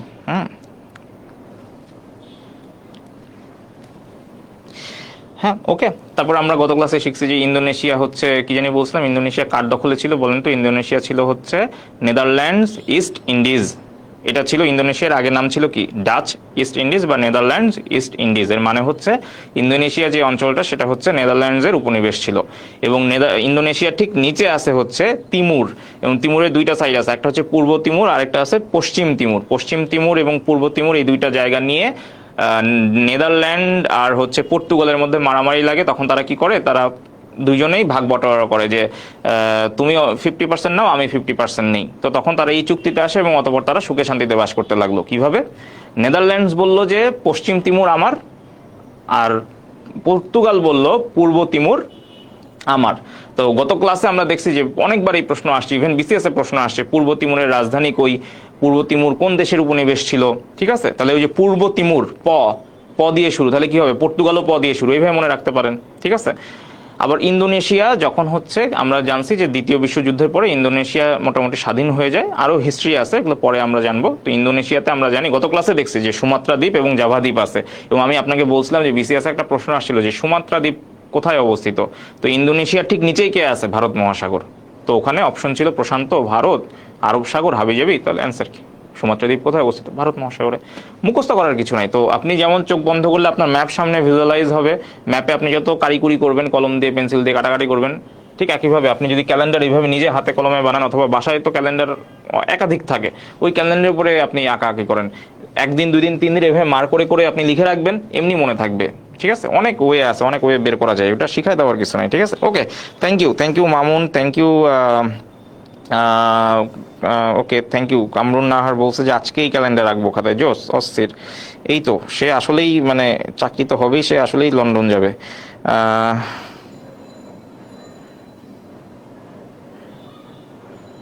ওকে, আচ্ছা আচ্ছা, অনেকে যারা ওই যে জানতে পারেন নাই ক্লাসের ব্যাপারে, সমস্যা নেই, তারা ওই যে লাইভটা তো থাকবেই, দেখে নিয়ে নাকি।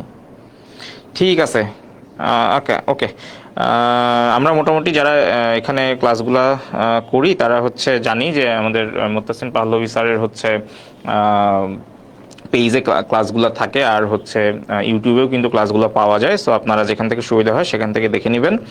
আর একই সাথে যেহেতু আমাদের মুত্তাসিন পাহলভী স্যারের ম্যাথ কোর্স চলমান, এবং আমরা জানি যে রবি থেকে বৃহস্পতি সেই ক্লাসগুলি হচ্ছে 9টা থেকে হয়, তো আমরা রবি থেকে বৃহস্পতি ক্লাস নিলে 7:30 থেকে নিব ইনশাল্লাহ। ঠিক আছে, আর আগামীকাল কোনো ক্লাস নাই, এটা আমি এখনই বলে দিলাম। শনিবারে মানে আগামীকাল আমরা কোনো ক্লাস নিচ্ছি না, আমরা রোববারে আবার ইনশাল্লাহ যুক্ত হব। আর হচ্ছে শুক্রবার, যেহেতু আজকে ওই যে আমি যেটা বললাম যে আজকে আমাদের আমার নিজেরও কাজ ছিল, মুত্তাসিন পাহলভী স্যারের আজকে একাধিক ব্যাচ আছে, যার জন্য আসলে আমরা ওই নিয়ে করতে পারছি না। আর দুই একজন কমেন্ট করছিলেন যে ম্যাথ কোর্সে ভর্তির ব্যাপারে, তো লাইভে দেখেন একটা কমেন্ট পিন করা আছে, এটা লাইভ শেষ হলেও আপনি পাবেন, খুঁজে পাবেন, অথবা আমাদের ওয়েবসাইট থেকেও স্যারের কোর্সে ভর্তি হয়ে যেতে পারেন। 1.5 সপ্তাহের মতো মনে ক্লাস হয়েছে, একটা টপিক মাত্র শেষ হয়েছে, সুতরাং চাইলে আপনি এখনো ভর্তি হয়ে যেতে পারেন। ঠিক আছে, ওকে, তাহলে আমরা মোটামুটি ভালোই অনেকক্ষণ সময় টময় দিলাম আর কি। তো আমি সবসময় যেমনটা বলি যে ওই প্রশংসা আসলে করার দরকার নেই, আপনি চাইলে আমাকে যেটা উপকার করতে পারেন যে ক্লাসগুলো আর কি অন্যদের মাঝে ছড়াই দিতে পারেন, তাহলে ওই মানে লোকজন আর কি আমাকে চিনবে এবং ওরাও আর কি উপকৃত হবে, ভালো লাগে আর কি। হ্যাঁ, তো চাকরি যেহেতু অনেক সেন্সিটিভ একটা ইস্যু বর্তমান আর্থিক বা আর্থসামাজিক পরিস্থিতিতে, এটা সবারই তো আসলে একটা খুবই ক্রাইং নিড।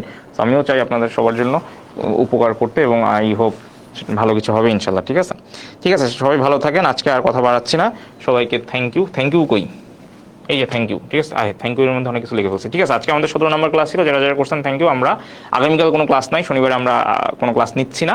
আই হোপ এটা আমরা সবাই শুনে ফেলছি, যদিও অনেকেই পালাই গেছে। তো আমরা রোববার ইনশাল্লাহ আবার আপনাদের সাথে একসাথে হবো। থ্যাংক ইউ সবাইকে, আসসালামু আলাইকুম, আল্লাহ হাফেজ।